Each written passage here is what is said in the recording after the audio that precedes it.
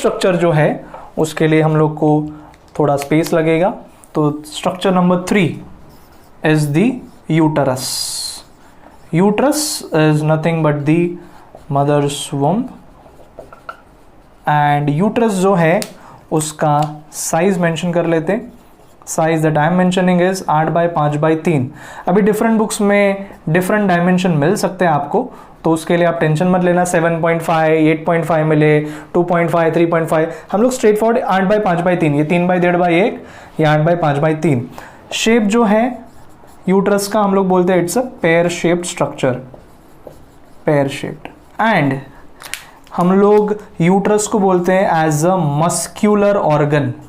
It's a muscular organ. In fact, it has the longest smooth muscle. The longest smooth muscles कहाँ पे? The smooth muscles are the unstriated muscles, so they are present in the uterus. Now uterus जो है, uterus के there is presence of 3 parts. Uterus के there are 3 parts. And similarly uterine walls जो है उसके भी 3 layers है. तो पहले हम लोग 3 parts के बारे में डिस्कशन कर रहे हैं. 3 parts में पहला पार्ट जो है that is the fundus. Fundus is the dome shaped part. Fundus is the dome shaped part. और ये fundus का मेजर फंक्शन जो है यहीं पे मेनली इम्प्लांटेशन होगा. इम्प्लांटेशन जो होगा, इम्प्लांटेशन एक पर्टिकुलर स्टेज होगा आफ्टर द फर्टिलाइजेशन प्रोसेस, और उस स्टेज को हम लोग बोलते हैं ब्लास्टुला स्टेज. धीरे धीरे आप लोग को बाद में समझ में आएगा. तो ब्लास्टुला का इम्प्लांटेशन मेनली फंडस में होगा, that is the upper dome shape part. दूसरा पार्ट जो है दैट इज द बॉडी और also known as the corpus. Body और कॉर्पस जहां पे मेजर डेवलपमेंट होगा, मतलब बाद में वो फीटस का होगा, वहां पे डेवलपमेंट होगा. And lower most part is the cervix. Cervix is the narrow cylindrical part, narrow cylindrical part that is present. और सर्विक्स में 2 ओपनिंग्स थे, हम लोगों ने डायग्राम में दिखाया था. मुझे डायग्राम क्लियरली याद आ रहा है, इसके लिए मैं वो सब स्ट्रक्चर्स भी यहाँ पे डिस्क्राइब कर पा रहा हूं, मैं भूल रहा नहीं. और interna communicates with the body, externa communicates with the vagina. तो ये 3 पार्ट्स ऑफ द यूट्रस हो गया. फिर आता है the wall of uterus. The wall of uterus has 3 layers. Wall of uterus has 3 layers, that is perimetrium, other is myometrium. Fit हो जाए अच्छे से, पॉइंट्स हम लोग कोई भी छोड़ेंगे नहीं, है ना. Perimetrium, myometrium, endometrium. पेरीमेट्रियम जो है it is nothing but a serous layer. Serous मतलब fluid filled, serous layer. Myometrium, myo मतलब muscle, it is composed of the smooth muscles, and ये smooth muscles are going to start the contraction, that is the labor pain because of the oxytocin. Endometrium जो है it consists of endometrial glands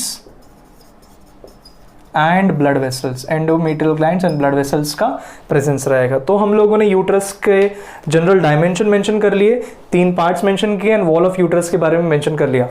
now uterus जो है, structurally uterus जो है उसके आगे और पीछे 2 इंपॉर्टेंट ऑर्गन्स का प्रेजेंस है, जिसमें यूट्रस का प्रेजेंस जो होता है it is present between the, यहीं पे मेंशन कर लेता हूं, यहाँ पे थोड़ा इरेज कर लेता हूं. और ये पॉइंट जो हम लोग मेंशन कर रहे हैं ये इंपॉर्टेंट इसके लिए रहेगा क्योंकि आपको स्टेजेस ऑफ प्रेगनेंसी के साथ कोरिलेशन मिलेगा. सो यूटरस के फ्रंट में there is presence of urinary bladder, urinary bladder, and ये एंटीरियर प्रेजेंस है. यूट्रस के पीछे posteriorly there is presence of rectum. So you to understand future doctors के जब भी प्रेगनेंसी के टाइम में यूट्रस का एक्सपांशन होगा, जैसे जैसे बेबी का ग्रोथ होगा यूट्रस का भी एक्सपांशन होगा. सो प्रेशर किस पे आएगा? The pressure will be anteriorly on the urinary bladder. Pressure will be also be applied posteriorly on the rectum. इसीलिए in one of the stages of pregnancy हम लोग मेंशन करेंगे ये डिस्क्रिप्शन में कि mothers experience frequent urges of urination. क्यों? Urinary bladder पे pressure आ रहा है, थोड़ा भी यूरिन कलेक्ट हो गया, there is urge of micturition, तो यूरिनेशन का अर्ज बढ़ जाता है. Also they experience digestive blockages. Reason rectum पे भी प्रेशर आ रहा है। तो mothers they experience lot of difficulties and challenges, फिर भी हम लोग को इतने अच्छे से ये हमारी मदर्स डिलीवर कर पाए हैं। सो वी आर थैंकफुल कि इतना सब mothers go through so much of challenges, and that is what is the beauty about the mothers and our life. So ये हम लोगों ने यूट्रस के बारे में डिस्कशन कर लिया। लास्ट एंड फाइनल स्ट्रक्चर जो इंटरनल जेनाइटेलिया में लास्ट स्ट्रक्चर इज वजाइना, जो हम लोग डिस्कस करेंगे अभी।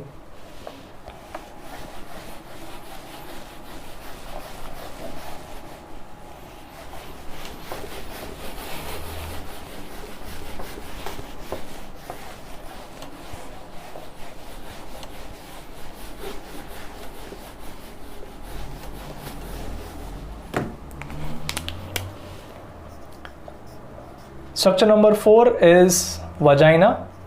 Vagina is a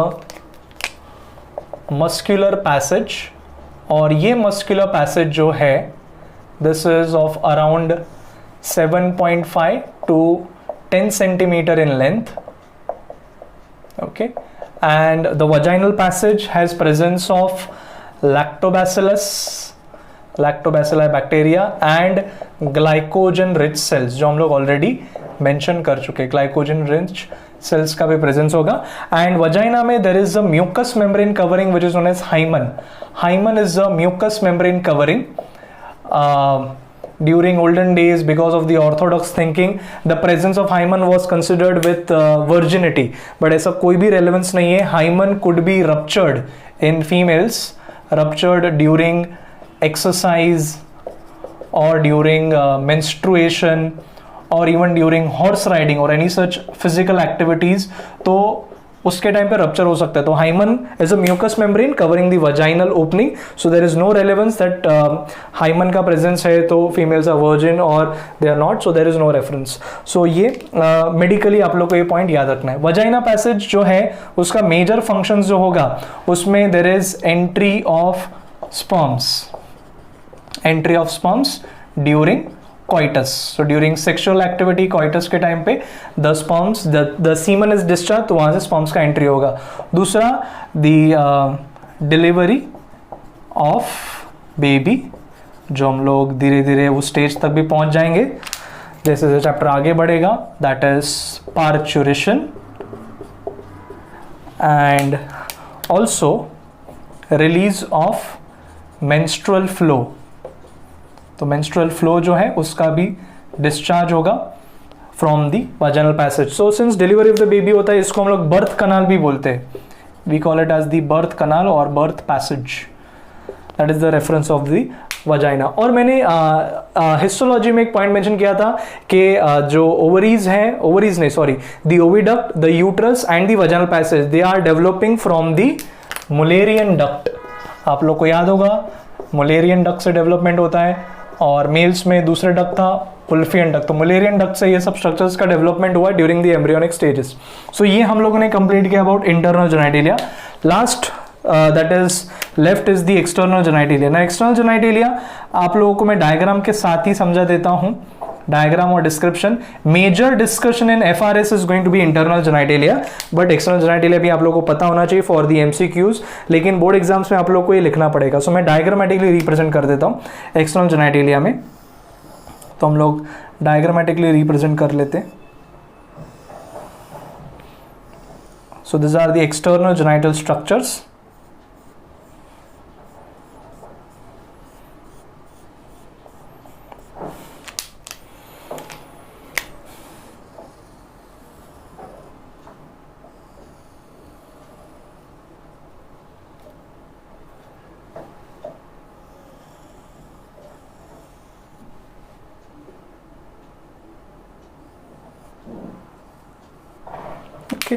now external genitalia में आप लोग को स्ट्रक्चर्स के नाम याद रखने हैं by shortcut LLMC VHGB, LLMC VHGB। Okay, L से फर्स्ट स्ट्रक्चर जो है that is this structure number 1, that is known as labia majora. Labia means lip like, majora it's a thick skin fold. So labia majora is a thick skin fold having subcutaneous tissue and hair का presence होगा sweat glands का presence होगा। तो thick skin fold with subcutaneous, that is labia majora, that is the outermost. फिर उसके अंदर जो आता है that is labia minora. So एक हो गया लेबिया मेजोरा, दूसरा हो गया लेबिया माइनोरा। सो LLMC में L और L हो गया। Majora is the thick skin fold, so minora is the thin skin fold. और ये thin skin fold posteriorly fuse होता है, posteriorly fuses to form a fold of skin that is known as fourchette. So fourchette is the terminology given to the posterior fusion of the labia minora. तो ये दो labia minora के जो structures है longitudinal fold of skin है, labia majora भी and labia minora भी। minora posteriorly fuse होगा। इस labia minora पे anteriorly there is presence of a structure, वो structure number 4 है anteriorly, that is with C, जिसको हम लोग बोलते हैं clitoris. Clitoris. Clitoris is nothing but a erectile tissue. It is a erectile, it contains erectile tissues, that is the clitoris. और structure number 3 जो है वो labia majora के ऊपर होता है, ऐसा ऊपर, जिसको हम लोग बोलते हैं as mons pubis. It is known as mons pubis, that is nothing but a fleshy elevation. जो आप लोग pelvic girdle में pubic bone पढ़ते हो तो उसका ये fleshy elevation है, तो that is mons pubis. तो LLMC हो गया, labia majora, minora, mons pubis and clitoris. Okay. Then structure number 5 we say is this depression. ये depression आप लोग देख रहे हैं, ये पूरा एक depression है inside the labia minora. So that depression is known as the vestibule. Vestibule is nothing but a depression, and this depression has two openings. The upper opening is the urethral opening, known as the urethral orifice, which is the passage for urination, and the other opening is the vaginal opening. So जो internal genitalia vagina है वो यहाँ पे representation के, तो ये यहाँ पे U लिख देता हूँ, यहाँ पे V लिख देता हूँ। This is the vaginal passage, जहाँ पे ये vestibular opening से वो vaginal passage जो birth canal है वहाँ से देता हूँ। This is the vaginal opening that is present in the vestibule. Okay. फिर structure number 6 is hymen. Hymen क्या होता है मैंने यहाँ पे मेंशन कर लिया है। Hymen is the mucous membrane which is covering the vaginal passage. तो that is structure number 7. So the structure number 6. तो vestibule हो गया, hymen हो गया। Structure number 7 G से it is known as greater vestibular glands. It is known as the greater vestibular glands which are present on either sides of the vaginal passage. तो vagina जो है उसके either sides पे vaginal opening के उधर greater vestibular glands होंगे, और इन glands का काम होगा they produce fluid which will help in lubrication. So lubricating fluid ये release करते हैं। सो LLMC VHGB में 7 स्ट्रक्चर्स हो गए which are parts of the ये external genitalia. Mainly external genitalia में ये 4 स्ट्रक्चर्स आते हैं, and together LLMC is also known as vulva. This external genitalia structures are vulva, क्योंकि वेस्टिब्यूल तो एक डिप्रेशन है, hymen is a mucous membrane. तो मेन एक्सटर्नल जेनाइटिलिया के स्ट्रक्चर्स ये 4 है। Greater vestibular glands they are producing the lubricating fluid. तो main external genitalia में ये 4 कंपोनेंट्स आते हैं। वेस्टिब्यूल हो गया, हाइमन हो गया, ग्रेटर वेस्टिबुलर ग्लैंड हो गया। 8वां स्ट्रक्चर जो है दैट इज द ब्रेस्ट और द मेमोरी ग्लैंड्स, जिसका डिस्कशन हम लोगों को करना है। So this completes the discussion about the major components in the external part. Internal हमारा कंप्लीट हो चुका है। ओके, नाउ एक इंपॉर्टेंट एंट्रेंस के लिए आपको पॉइंट याद रखना है कि फीमेल्स में 3 ऐसे स्ट्रक्चर्स है जिसके होमोलॉगस काउंटर पार्ट मेल्स में भी होते हैं, जिसमें लेबिया majora is one of them which is a thick skin fold. So this is a structure homologous to scrotum in males. Scrotum is also a pouch of skin. दूसरा, जैसे ये clitoris है, इसका homologous structures मेल में होता है penis, because it also contains erectile tissues. यहाँ पे भी corpora cavernosa erectile tissues रहेंगे। और तीसरा है greater vestibular glands, जिसको हम लोग बार्थोलिन्स ग्लैंड भी बोलते हैं। This is homologous to Cowper's gland in males, which is also known as bulbourethral. तो 3 स्ट्रक्चर्स आपको याद रखने, labia majora, clitoris and greater vestibular glands, which has homologous counterparts in the male reproductive system as well. Last हम लोग को represent करना है breast.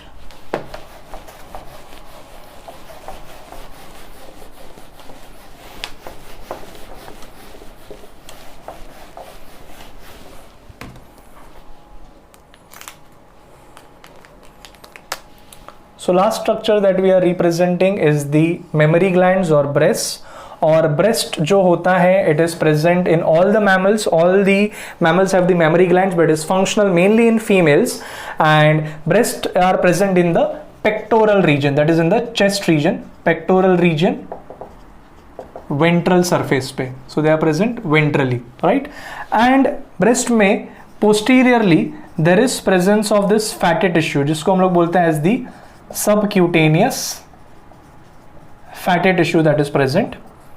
And breast में भी there is presence of many lobes, there is presence of 15 to 20 lobes, and the lobes contains presence of these structures which are known as these are the lobes, और इस lobes में there is presence of special structures which are known as the acini or alveoli.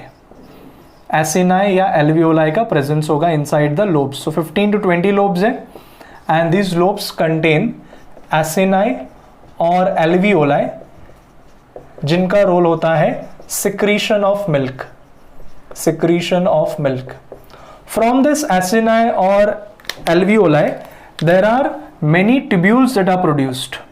From all the acini or alveoli, and these tubules are known as the mammary tubules. So mammary tubules will carry the milk which has been secreted by the alveoli, and these mammary tubules will unite to form the mammary duct. All the tubules will unite to form a single mammary duct, और ये mammary duct converge हो जाते, and while converging they form a dilated structure. That dilated structure from the mammary duct is known as the ampulla, or they are also known as sinuses. और ये ampulla या sinuses में there is storage of milk. So storage of milk is the function of this ampulla or sinus, and from that finally what arises is the lactiferous ducts. So lactiferous ducts are going to arise from the ampulla. So ये passage diagram के साथ मैंने representation कर दिया. सो lobes है जिसके अंदर acini है, मेमोरी ट्यूब्यूल्स है, all of the tubules of the acini unite to form mammary ducts which converges to form a dilation known as ampulla, और ampulla finally converge और वो बनाते lactiferous ducts which opens into the nipple which is the erectile structure. Nipple is the erectile structure जहाँ से बाद में finally ejection of milk होगा.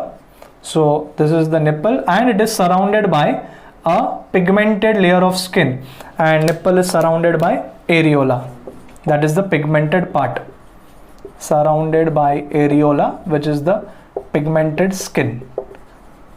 Okay, now breast का जो development होगा that is under the influence of the hormone of the pituitary gland, that is prolactin.